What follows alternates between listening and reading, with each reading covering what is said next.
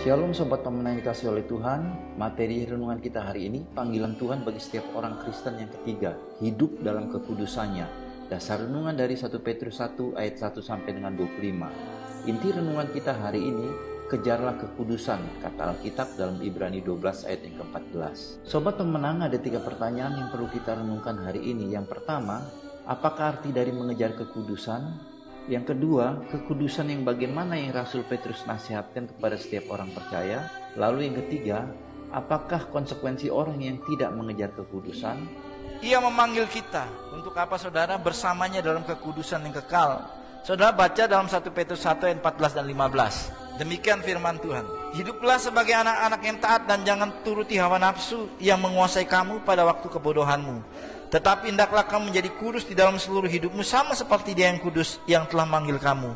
Sebab ada tertulis, kuduslah kamu sebab aku kudus. Jadi Tuhan memanggil kita untuk kekudusannya. Kenapa kita berdoa, kenapa kita tekun beribadah? Semua harus mencapai kekudusan Tuhan. Katakan amin. Gereja yang mengabaikan kekudusan, orang yang beribadah mengabaikan kekudusan, orang yang berdoa mengabaikan kekudusan adalah orang-orang yang tidak mengerti siapa Tuhannya. Saudara yang dikasih oleh Tuhan, itu sebabnya firman Tuhan katakan, kuduslah kamu sebab aku kudus. Saudara, dalam Ibrani 12 ayat yang ke-10, itu sebabnya ia harus mendidik, mengajar dan mengajar kita untuk kita beroleh bagian dalam kekudusannya. Sebab mereka mendidik kita dalam waktu yang pendek sesuai dengan apa yang mereka pandang baik, tetapi Dia mengajar kita untuk kebaikan kita supaya kita beroleh bagiannya dalam, kita dipanggil untuk masuk dalam kekudusannya. Waktu kita jadi Kristen ada masalah persoalan, itu bagian Tuhan mendidik kita sampai kepada kekudusannya.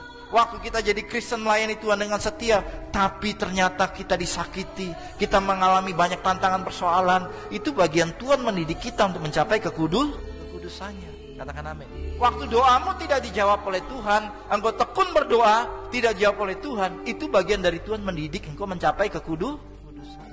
Jadi apapun yang terjadi dalam hidupmu, Tuhan sedang mendidik, mengajar untuk mendapat bagian dalam kekudusan. Sobat Pemenang, mengikuti dan meneladani ajaran Tuhan Yesus Kristus berdoa dengan tidak jemu-jemu. Mari kita responi renungan hari ini dengan berdoa. Bapa, ku perlu tuntunanmu di sepanjang sisa hidupku agar engkau mendapati hidupku seluruhnya kudus di hadapanmu. Lalu pokok doa syafaat kita hari ini, berdoa bagi peralihan kepemimpinan di Indonesia setelah pemilu lalu, agar semuanya berjalan baik dan pembangunan berkelanjutan bisa terlaksana. Salam pemenang dalam Kristus, Tuhan Yesus memberkati.